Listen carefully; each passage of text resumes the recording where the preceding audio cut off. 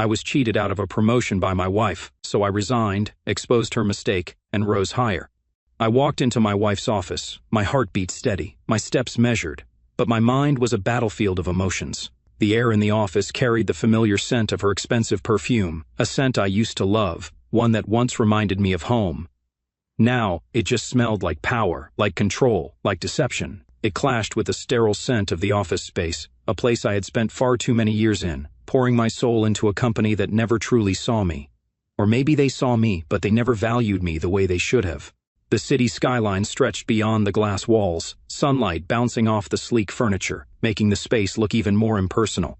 Everything about her office screamed authority, control, and, right now, victory. I could see it in her posture, the way she sat behind her desk, perfectly manicured fingers laced together as if she had just finished signing $1 million deal. But it was the smile that caught my attention. It wasn't her usual composed corporate grin. No, this one was different. Smug, self-satisfied, cruel. She was waiting for me. I let the silence stretch between us for a moment as I closed the door behind me. My pulse was calm, my face unreadable. I had learned a long time ago how to mask emotions, how to keep control, even when the ground beneath me was shifting. "Congratulations, Jamie," she said, her tone almost playful, as if this were a joke, as if she were about to tell me some unbelievable punchline. "For your hard work paid off. I'm promoting my boyfriend, Steve, instead of you. He's more of a team player." The words were a hammer to my chest, a weight that pressed down, sinking deep into the pit of my stomach. But I didn't react. I didn't give her the satisfaction. I simply stood there, absorbing the impact. 5 years. 5 years of sacrifice, 5 years of working long hours, skipping vacations, missing family gatherings, all to build her company, to prove my worth, to create something meaningful. I had put my heart into this job, into this business, into her. And now she sat across from me, acting as if it had all been a joke, a game. The worst part, she wasn't even ashamed. Her eyes held no guilt, no hesitation, only triumph. She had planned this, and she expected me to break. Steve. I should have known. Steve, who conveniently climbed the corporate ladder at warp speed. Steve, who laughed too easily. Who always seemed to be in the right place at the right time. Who somehow dodged responsibility when things went south but took the credit when they went well. Steve, who was now taking my promotion. I exhaled slowly, not allowing the anger to show on my face. If she was expecting an outburst, she was going to be disappointed. If she wanted me to crumble, to beg, to fight, she was out of her mind. Without a word, I reached into my pocket and pulled out a white envelope, crisp and clean. It had been in my desk for weeks, ready. I had known, deep down, that something like this was coming. I placed it on her desk, right on top of her pristine stack of reports, and slid it forward with controlled precision, my fingers releasing it with a sense of finality. "Son, I understand," I said simply. "Here's my resignation letter." The change in her expression was subtle, but I caught it. The slight furrow of her brows, the way her fingers hesitated before reaching for the envelope. She hadn't expected that. She thought she had all the power. She thought she was in control. She thought I needed this job more than they needed me. She thought wrong. I stood there, watching as she peeled the envelope open, her nails tapping softly against the paper. She unfolded the document inside, her eyes scanning the words, at first quickly, then slower, her expression shifting ever so slightly. Her lips parted, her back stiffened, her smug confidence wavered. I didn't move. I didn't say anything. I just waited. Because she hadn't just found my resignation letter inside that envelope. She had found something else, a report, a very specific report, one that detailed the revolutionary project management system I had been working on for the past 3 years. A system that streamlined productivity, reduced inefficiencies, and most importantly, made companies millions. A system that she had ignored. A system that I had patented 6 months ago. Her fingers trembled slightly as she flipped through the pages, as realization dawned. I watched, almost amused, as she tried to piece it all together. "Jamie," she started, her voice softer now, uncertain. I tilted my head slightly, waiting. "Why didn't you tell us about this before?" she asked. I let out a small, humorless chuckle. "See, did," I said. "3 times. You dismissed it." Her face paled. She shuffled the papers, her mind racing, trying to find a loophole, trying to regain control of the situation. "So you patented it?" she whispered. 6 months ago, I confirmed.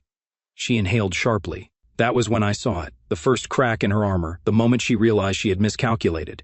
For years she had belittled my ideas, pushed me aside, prioritized politics over innovation, and now she was seeing the consequences.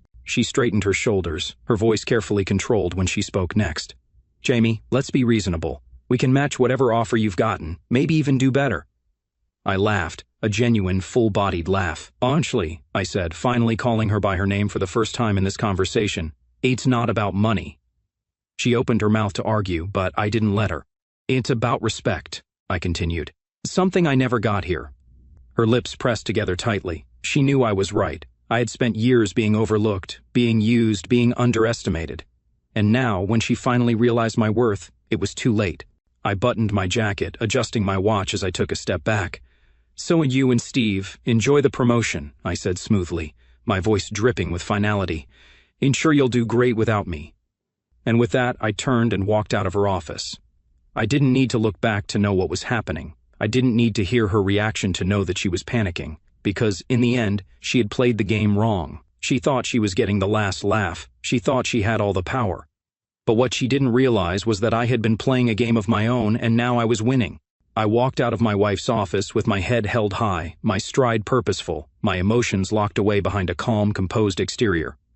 The office around me buzzed with whispers. Eyes flickered toward me from behind computer screens, from over cubicle walls, from the glass-walled conference rooms where my so-called colleagues were pretending to work, but were undoubtedly discussing what had just happened. They all thought I'd be devastated. They thought I would storm out in anger, demand explanations, beg for reconsideration. They thought I would crumble because this job, this position, had been my life. But they were wrong, because what none of them knew, what even Ashley had failed to realize, was that I had been preparing for this moment for 3 years. This was not the end, it was just the beginning. I walked through the office, past the break room where Steve was probably gloating over his so-called victory, past the HR desk where they would soon process my resignation, past the rows of desks where employees were pretending to work while shooting me sympathetic glances. Let them whisper. Let them think I had lost. They had no idea what was coming. As I reached my desk, I pulled out an empty box and began packing my things. My hands moved methodically, picking up framed photos, a few books, and a couple of personal items that had accumulated over the years. I didn't have much here, just enough to remind me that, at one point, I had actually cared about this place. I had poured my soul into this company, given it everything, spent years trying to build something meaningful, only to be discarded the moment it suited them. But that was their mistake. Because while they had been busy playing office politics, I had been working on something far more valuable. I glanced at the thick folder in my bag, the blueprint for the project management system I had spent 3 years perfecting. It was designed to revolutionize workflow efficiency, streamline operations, and eliminate the very problems that companies like Evermark struggled with daily. Ashley had ignored it. Steve had probably never even heard of it, and now I owned it. I had patented it 6 months ago. I had spent countless nights refining it, testing it, improving it, making sure it was perfect. While Ashley and Steve had been busy playing their little games, I had been building something real. And the best part? I already had buyers lined up. I could have launched it under Evermark's name. I could have handed it over to them and changed the entire industry under their brand. But why would I do that? Why would I hand them my masterpiece when they had just proven they didn't value me? No. If they didn't want me, they didn't get my system either. I was taking it somewhere else. As I packed up the last of my things, I heard footsteps approaching. I didn't need to look up to know who it was. Steve. I could feel his presence before he even spoke, that irritating, smug energy of his, the kind that made me want to roll my eyes even when he wasn't saying anything. "No hard feelings, buddy," he said, his voice dripping with fake sympathy. I took my time closing my box, making sure every last detail was in place before I finally turned to him. Steve stood there, arms crossed, a ridiculous smirk on his face, the kind of smirk that told me he thought he had won. He had no idea. I tilted my head slightly, studying him, the way he radiated arrogance, the way he carried himself like a man who had earned something when, in reality, he had been handed everything. I smiled at him. Not a forced smile, not an angry one, a genuine, amused smile. "Why, none at all," I said. "So I'm sure you'll do great." Steve blinked, clearly surprised. He had expected me to be bitter, to lash out, to show some sign that I was broken, but I wasn't. I was free. Steve shrugged, clearly dismissing whatever unease he felt. He probably thought I was just being a good sport. He had no idea. As he walked away, I closed my laptop bag and picked up my box. This chapter of my life was over, but the next one was going to be legendary. That evening, I sat in my apartment, my laptop open, the dim glow of the screen reflecting off the whiskey glass in my hand. Emails were already flooding in, investors, industry leaders. People who had heard whispers about my system and were eager to get a piece of it. And then, an email that made my breath still for a moment. Noah Grant, CEO of Westbridge Industries. Westbridge wasn't just another corporation. They were one of the biggest names in the industry. Their reach was global, their influence unmatched. I clicked on the email. Jamie, I heard you left Evermark. We need to talk. Coffee tomorrow? Short, direct, powerful. I leaned back, my mind racing. Westbridge wasn't just a company, it was a teeny company, the kind of place that respected innovation, that nurtured talent, that paid attention. And now, they wanted to talk to me. I picked up my phone and typed out my response. See you at 9. I set my phone down, exhaling slowly, a smirk forming on my lips. Ashley had spent years ignoring my ideas. Now, she was about to see just how big of a mistake that was. She thought Steve's promotion was her victory. She thought pushing me out had secured her future. She thought she had won. She had no idea. Tomorrow, I would sit across from one of the most powerful CEOs in the industry. Tomorrow, I would begin the next chapter of my career. One where I was no longer just an employee. Tomorrow, I would take the first step toward building something far bigger than Evermark had ever imagined. And Ashley would soon realize exactly what she had lost. I took a slow sip of my whiskey, the warmth spreading through my chest, and leaned back into my chair. Because while Evermark was busy celebrating Steve's promotion, I was about to change the game entirely. The next morning, I arrived at the cafe 15 minutes early, not because I was eager, but because I wanted to control the environment. I wanted to choose my seat, to have a moment to observe, to settle into the space with confidence. This wasn't just a casual coffee meeting, this was a power move, and I intended to play it perfectly. I ordered a black coffee, no cream, no sugar. The bitterness suited my mood. The cafe was sleek and modern, filled with early morning professionals tapping away at their laptops, having hushed business discussions, strategizing their next big deal. Just another day in the corporate jungle. I chose a table near the window, giving me a clear view of the entrance. The moment Noah Grant walked in, I wanted to be the first thing he saw. He arrived exactly on time, not a minute early, not a minute late. That alone told me something about him. He was precise, methodical, a man who respected structure. Noah Grant was in his late 40s, tall, well-groomed, with an effortless confidence that only came from running an empire. Westbridge Industries wasn't just another company, it was a giant, a leader in tech innovation, project management, and global business solutions. And now, he wanted to talk to me. I stood as he approached, offering a firm handshake. His grip was solid, his eyes sharp, assessing. Jamie, he greeted. Well, I'm glad you could make it. Oh, no, of course, I replied smoothly. I appreciate the invitation. We sat, and he wasted no time. And I won't sugarcoat this, he said, leaning forward slightly. I know about your resignation. I know Evermark just handed a major promotion to a guy who, frankly, I wouldn't trust to manage a lemonade stand. And I know you've been sitting on something big. I took a sip of my coffee, letting his words settle. He was testing me, pushing for a reaction. I gave him nothing. Say, go on, I said evenly. He smiled slightly, clearly appreciating my composure. Oh, horror system, he said. I've heard whispers about it. A project management tool that optimizes efficiency, reduces redundancies, and streamlines operations at an industry-wide level. Evermark was blind to what they had, but I'm not. I want to know what it does. And more importantly, I want to know if you're willing to bring it to Westbridge. I let a slow smirk cross my face. Oh, and you've done your homework. That's my job, he said simply. I leaned back in my chair, my fingers tapping against my coffee cup. It's not just a tool, I said. It's a game changer. Companies lose millions every year to inefficiency, bottlenecks, miscommunication, outdated processes. My system doesn't just track progress, it analyzes patterns, predicts obstacles, and adapts in real time. It turns workflow into something predictable, scalable, and foolproof. Noah's eyes flickered with interest. And you patented it. It wasn't a question, he already knew the answer. 6 months ago, I confirmed, which means Evermark has no rights to it. They ignored it, they ignored me, and now they don't get to have it. Noah's smile widened slightly, the kind of smile that said he appreciated the vengeance in my tone. And I like the way you think, he said, and I like what you've built. I want it.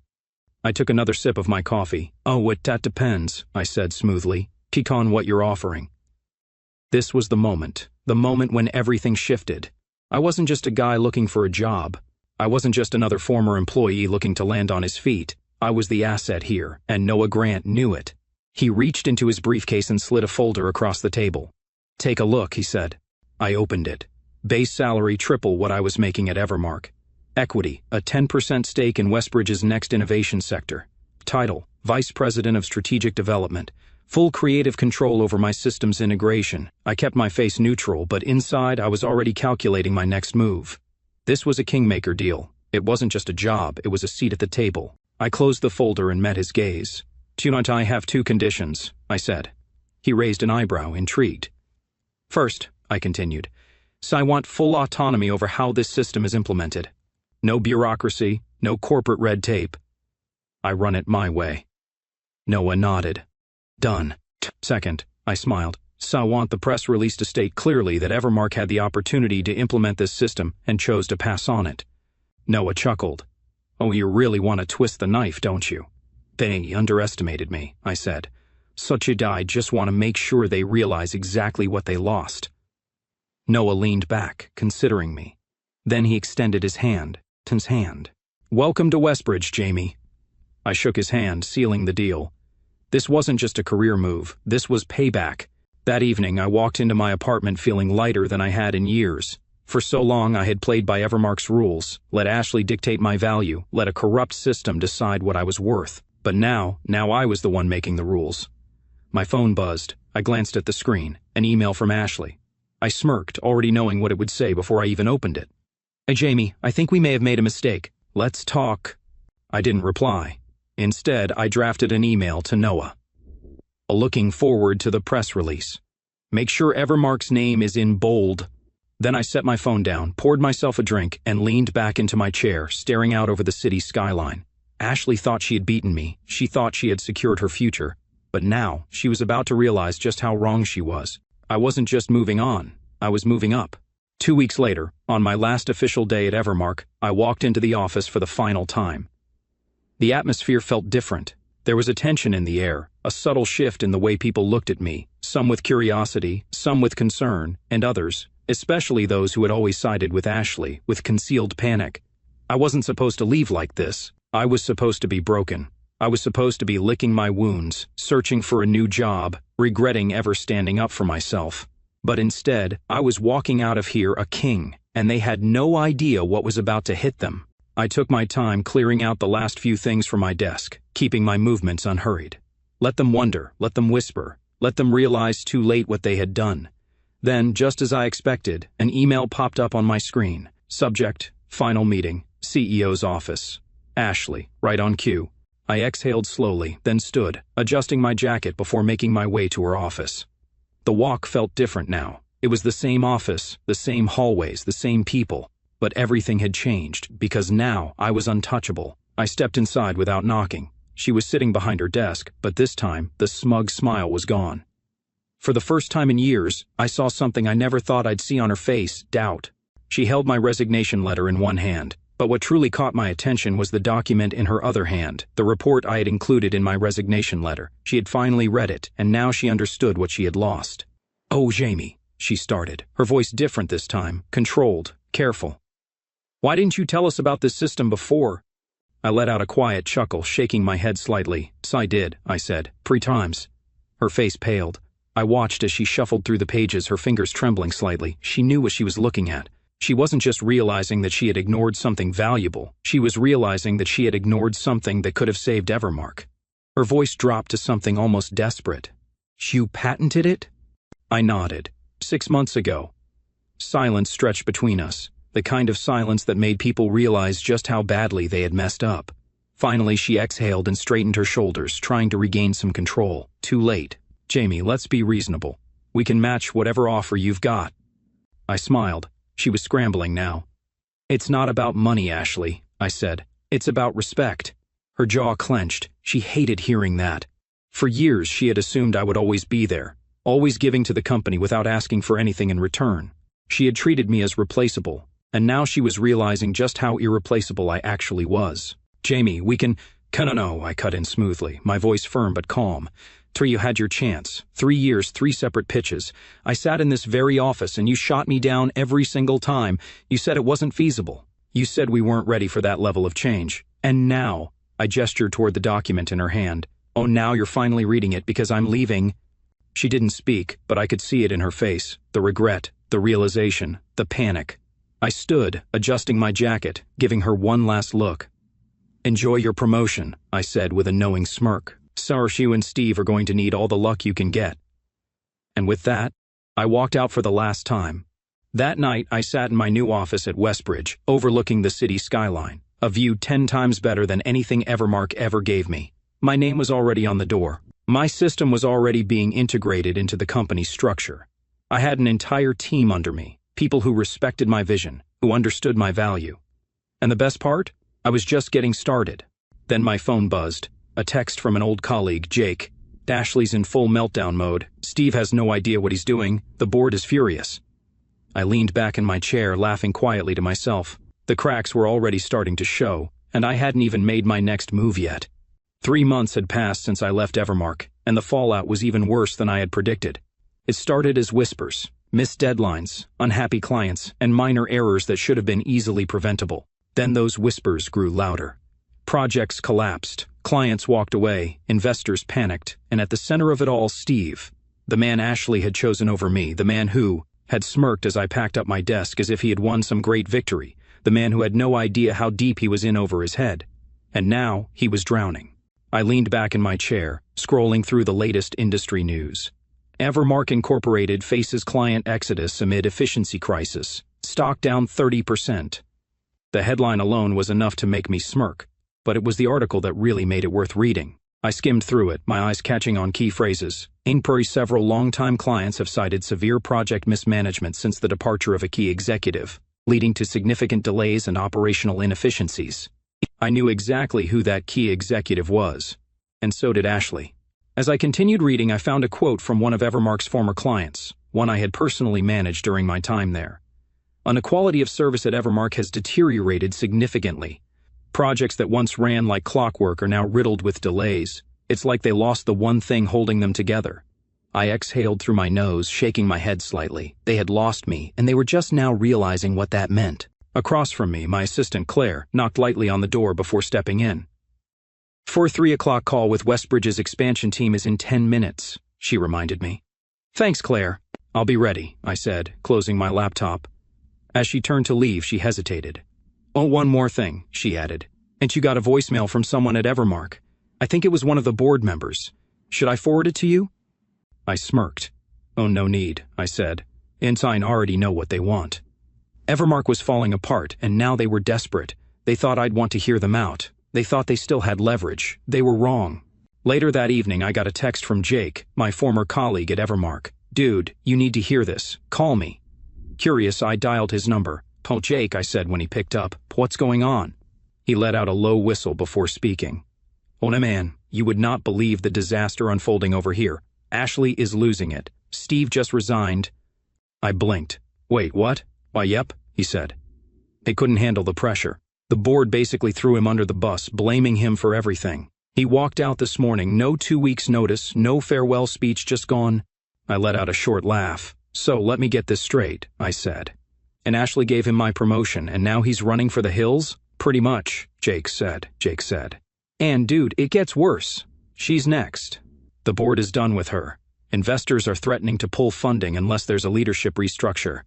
I shook my head in amusement. "And to think she was so sure that she had won," I muttered. "Yeah, well, she's realizing now that she played herself," Jake said. "And the worst part? She still doesn't get why it all fell apart." I chuckled. Of course she didn't. Ashley had spent years prioritizing office politics over real skill. She had played her game, rigged the system, made decisions based on personal favoritism rather than actual qualifications. And now, she was paying the price. "So, what happens next?" I asked. 1-2 board is scrambling," Jake said.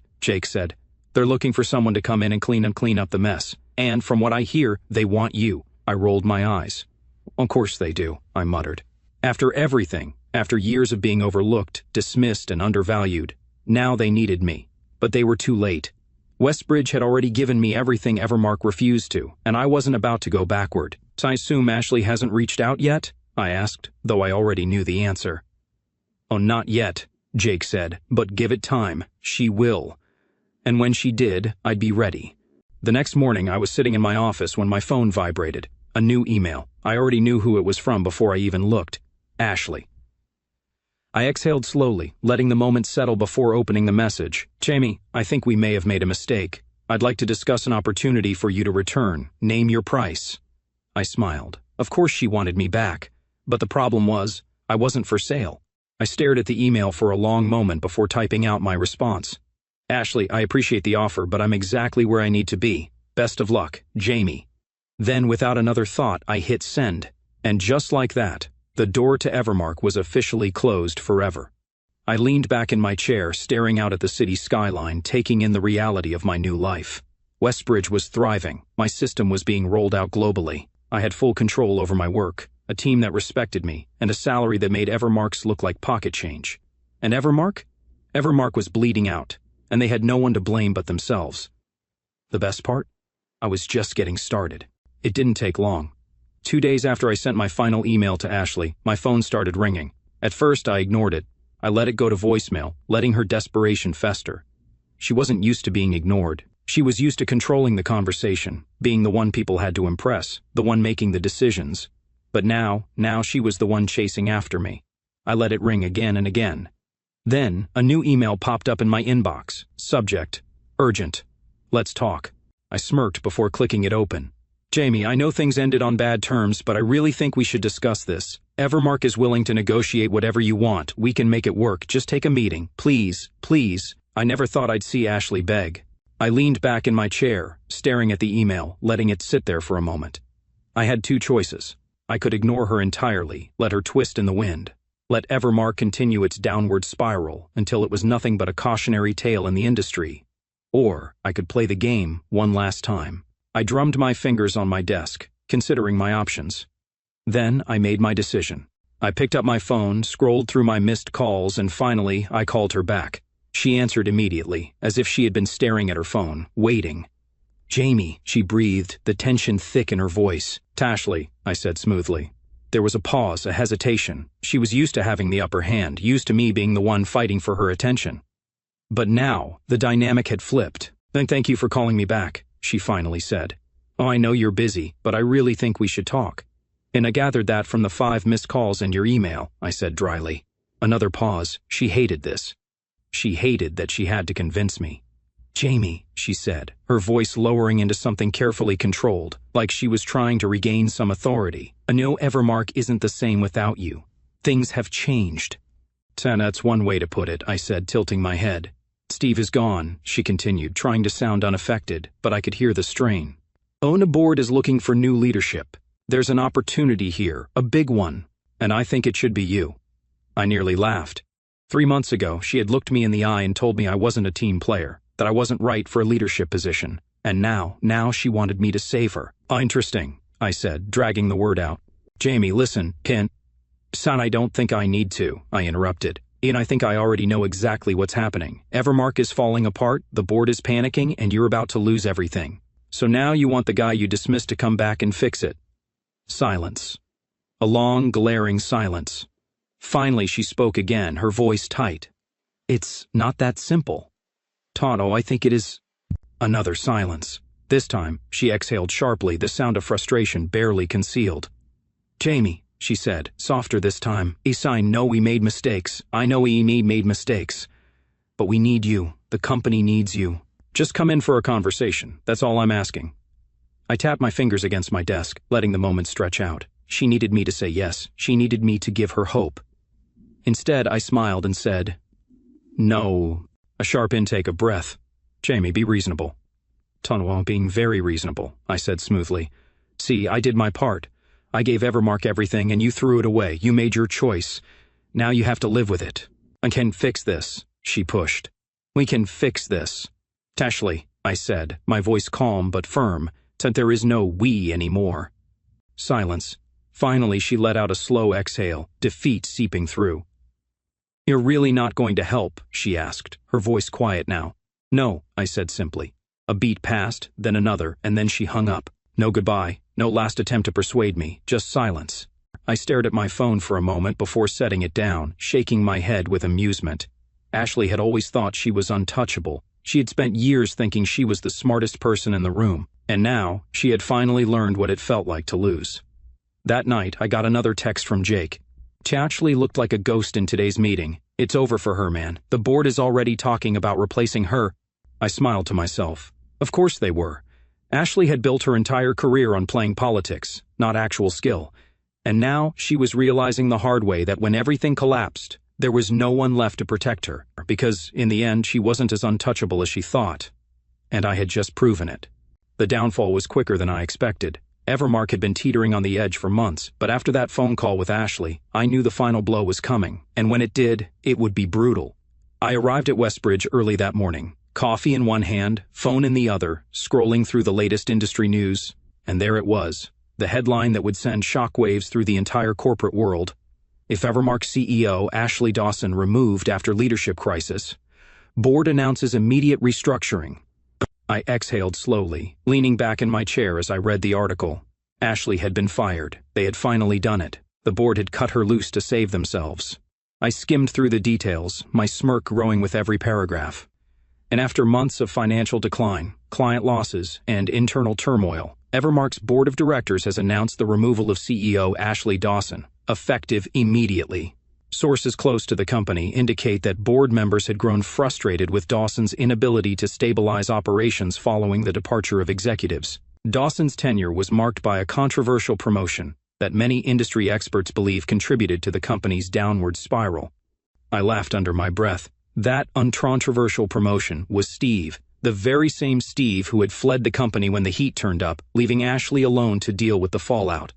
Karma was beautiful. As I reached the bottom of the article, a familiar name caught my eye. Industry experts speculate that Evermark may attempt to recruit former executive Jamie Carter to aid in the company's restructuring efforts. Those sources indicate Carter has already found success in his new role at Westbridge Industries. I rolled my eyes. Recruit me? Again? These people never learned. Just then, my office phone rang. I already knew who it would be before I even answered. Jamie Carter speaking. Jamie. The voice on the other end was calm, professional, but calculated. It was Mark Caldwell, Evermark's chairman, the man who had once barely acknowledged my presence at meetings. And now he was calling me personally. Parbark, I said smoothly, leaning back in my chair. What can I do for you? And I'm sure you've seen the news, he started, his tone neutral. And I wanted to reach out personally to discuss an opportunity. And pray you let me guess, I said. Evermark wants me to come back and clean up the mess Ashley left behind. A brief pause. One, we believe you're uniquely qualified to help restore Evermark's reputation, he said. I almost laughed. They weren't even trying to hide it. Jamie, let's be honest, Mark continued.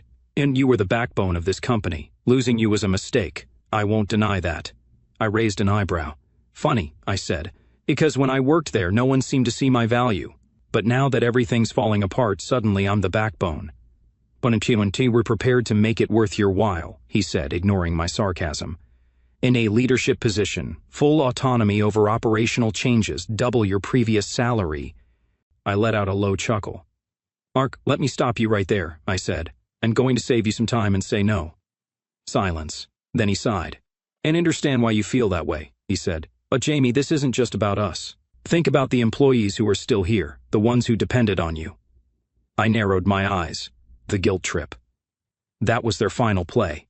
They wanted me to believe that coming back would be some grand act of mercy, that I would be the hero returning to save the people who had once ignored me. Not happening. And the employees who are still there, I echoed. So you mean the same people who stood by while Ashley promoted Steve over me? The same ones who looked the other way when I was forced out? Another long pause. Jamie, Mark said carefully, we need someone who understands the company, someone who can fix what's broken. I smirked. Well, you already had that person, Mark, I said. It just didn't appreciate him until it was too late. More silence. He knew. He knew I was right. I appreciate the offer, I said after a moment, but I'm exactly where I need to be. Then, before he could say another word, I ended the call. That night, I was sitting in my apartment when my phone buzzed with a new text from Jake. Ashley called me today. She's not doing well. I stared at the message for a moment before replying. Not my problem, Jake responded almost immediately. Damn, dude, no mercy. I exhaled slowly before typing my next message. Say had no mercy for me when she promoted Steve. She made her bed. Now she has to lie in it. This time, there was a long pause before Jake finally responded. Fair enough. I set my phone down and leaned back, staring out the window at the city lights. Ashley had spent years believing she was untouchable, believing she was the smartest person in the room, believing she could manipulate people and come out on top. And now she'd been removed, discarded, forgotten, just like she had done to me. And the best part? I didn't even have to lift a finger. The universe had done the work for me. A week after Evermark officially removed Ashley, I was in my office at Westbridge, reviewing expansion plans for the rollout of my system across multiple industries. Everything was moving fast, faster than I'd imagined. Westbridge was thriving. Our efficiency metrics were breaking industry records. Clients were lining up, and the press was all over it. Every tech and business publication was talking about how Westbridge had revolutionized workflow management overnight. And at the heart of it all, me. This was what I had always envisioned, not being a pawn in someone else's corporate game, not waiting for approval from people who didn't respect me, but being in control, calling the shots, leading. I was exactly where I needed to be. Then my assistant, Claire, knocked on my office door. Jamie, I just got a call from Evermark's board. They're asking for a meeting. I didn't even look up from my screen. And tell them I'm not interested. Said I did, Claire said, but they insisted. They said they have a proposal that demands serious consideration. I finally looked up, narrowing my eyes. They weren't giving up. They were desperate. And, if I was being honest, I was curious.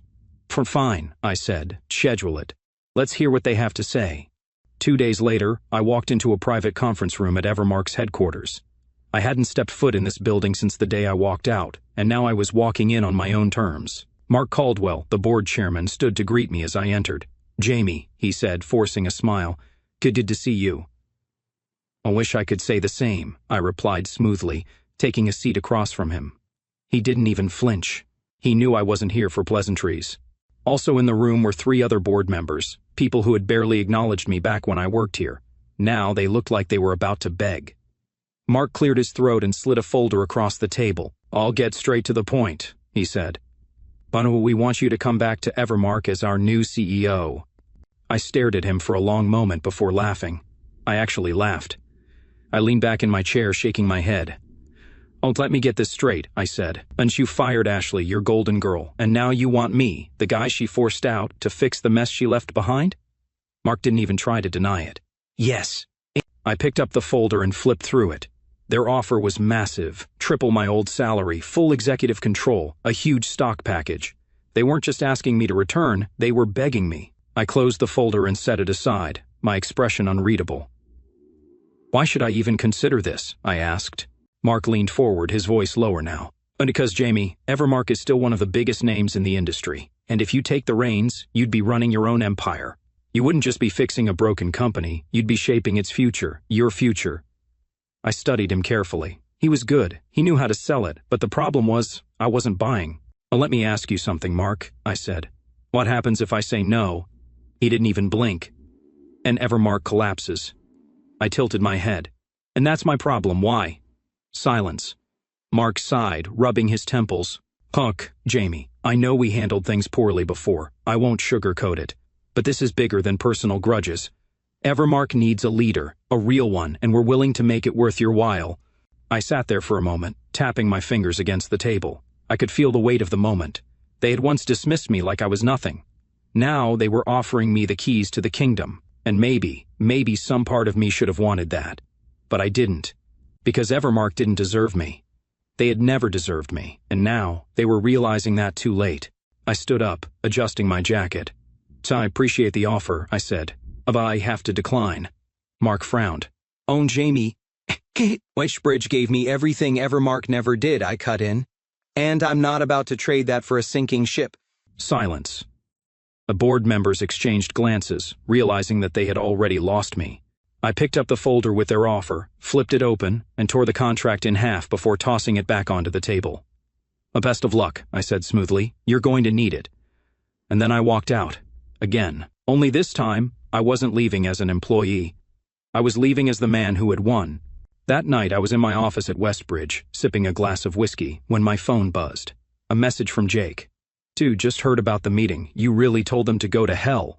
I smirked, taking another sip before typing back. Not in those words, but yeah. Jake's response was immediate. Damn, Ashley must be losing her mind. I exhaled slowly, staring at my phone. Ashley. I hadn't heard from her since she was fired, and honestly, I didn't need to, because I already knew exactly what she was thinking. She thought she had secured her future when she chose Steve over me. She thought I would be nothing without Evermark. She thought I would come crawling back. But now she was watching from the sidelines as I thrived. She was irrelevant. And I was just getting started. The day after I rejected Evermark's desperate offer, I arrived at my office feeling lighter than ever. There was something deeply satisfying about knowing I had all the power now, something Ashley and her board had never believed possible. For years they had seen me as just another employee, a piece of the corporate machine. Now they were watching as I thrived without them, while their empire crumbled into dust. The news of my rejection spread fast. By noon, I had 5 different emails from industry journalists asking for a statement. Westbridge's PR team even asked if I wanted to do an official press release. Should we address the rumors? Claire, my assistant, asked when she stepped into my office. I sipped my coffee, considering it. No, I said finally. Let them wonder. Because that was the best part. Evermark wasn't just falling apart, they were scrambling to understand why. They had assumed I would jump at the chance to return. They had thought I was still the same man who spent years waiting for their approval. They had no idea who I had become, and now I was untouchable. That evening, I got a call from Jake. Man, he said. I don't think you realize just how bad things are over here. Tain't yo, I said, leaning back in my chair, intrigued. Ashley's been calling everyone, he said. She even tried reaching out to old clients, trying to convince them to come back. But the problem is, they don't trust her anymore. So now I finished for him. Jake sighed. Exactly, the reputation hit was too big. And with you at Westbridge, they all know who the real brains behind the operation was. I smirked. So, what's the next move? I asked. Oh, you're going to love this, Jake said. One board is looking for a new CEO, and guess who they just reached out to? I already knew the answer before he said it. Steve. Yep, Jake confirmed. When the same guy who ran the company into the ground. They're so desperate they're trying to bring him back. I let out a slow chuckle. They'll never learn, do they? Oh nope, Jake said, and that's why they're going to sink. And he was right. Because the truth was, Evermark's biggest mistake wasn't just losing me. It was proving to the world that they didn't value the right people. And now, they were paying for it. That weekend I attended a major tech and business conference on behalf of Westbridge. Every major player in the industry was there. Investors, CEOs, rising entrepreneurs. The perfect place to cement my reputation. As I walked through the venue, shaking hands and exchanging business cards, I could feel the difference. People weren't just acknowledging me, they were seeking me out. I had become someone who mattered. Then, as I turned the corner toward the networking lounge, I spotted her. Ashley. She was standing near the bar, a drink in hand, wearing a forced smile as she spoke to a group of executives. And the moment she saw me, her entire expression shifted. Her confident facade cracked. For the first time, I saw something I never thought I'd see from Ashley: defeat. I walked past without stopping, barely acknowledging her, but I could feel her eyes following me. She was watching me the way someone watches a ghost from their past, with a mixture of regret, disbelief, and something close to fear, because she knew I had won. And she had become irrelevant. Later that night, I was back in my hotel suite, sipping whiskey and reading through my emails, when a new message popped up. From Ashley Dawson. Subject, can we talk? I stared at the screen for a moment, letting out a slow exhale. I could already guess what it said. I clicked it open. Jamie, I know things didn't end well between us, and I know I don't deserve a response, but I needed to reach out. I've made mistakes. I see that now. And I know I can't change the past, but I just want you to know I'm sorry. I should have valued you more. I should have listened. I don't expect anything from you. I just needed to say it. Ashley apologizing. I never thought I'd see the day. I sat there for a moment, staring at the words, wondering if I should even respond. Then, finally, I did. Ashley, I appreciate the message, but some mistakes can't be undone. Good luck. And with that, I closed the laptop, took another sip of whiskey, and let the past fade away. Because the best revenge was knowing that I never needed it. I had already won. The morning after Ashley's email, I sat in my office at Westbridge, staring out over the city skyline. It was a perfect morning, the kind of morning that reminded me just how much had changed in such a short amount of time. Just 6 months ago, I was stuck in a company that didn't value me, working for a woman who saw me as replaceable, waiting for an opportunity that would never come. And now I was leading an industry revolution, Westbridge had officially launched my project management system nationwide, and the results were staggering. Productivity had skyrocketed. Companies were saving millions in wasted hours. Investors were pouring in, eager to be a part of something that was changing the way businesses operated. I had built something that mattered, and best of all, I had done it on my own terms. As I leaned back in my chair, Claire knocked on my door. "Oh, Jamie, I have the final numbers from the rollout. Thought you'd want to see them." She handed me a folder.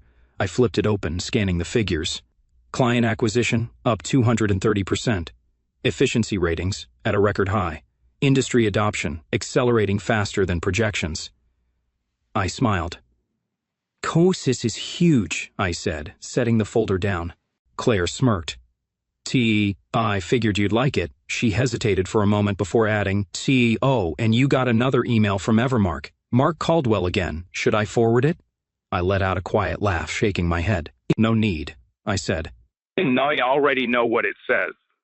Evermark had lost everything, their credibility, their clients, their last chance at a future. And now they wanted me to come back and save them. But I wasn't in the business of rescuing people who had buried me. Ashley had learned that lesson the hard way, and now Evermark was about to learn it too. That evening, I attended an exclusive business gala hosted by Westbridge. The biggest names in the industry were there. It was a celebration of our success, of the impact we were making, of the future we were shaping. As I walked through the venue, shaking hands with executives, investors, and innovators, I felt something I hadn't felt in years: freedom. For so long I had been fighting for recognition, for respect, for a seat at the table, and now I owned the damn table. As I sipped my whiskey, a familiar voice cut through the noise. "Jamie." I turned, and there she was. Ashley. She looked different. The confidence, the smugness, the power she had once wielded so effortlessly, it was gone.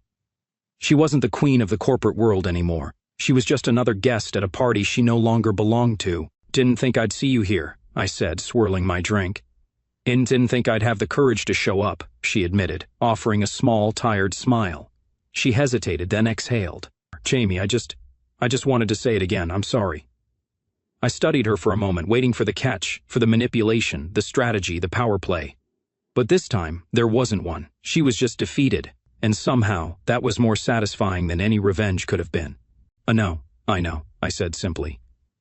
She nodded, as if accepting that was the best she could hope for. Then, with a final glance around the room, she stepped back and walked away. And that was the end of our story. As the night stretched on, I stood at the balcony, overlooking the city.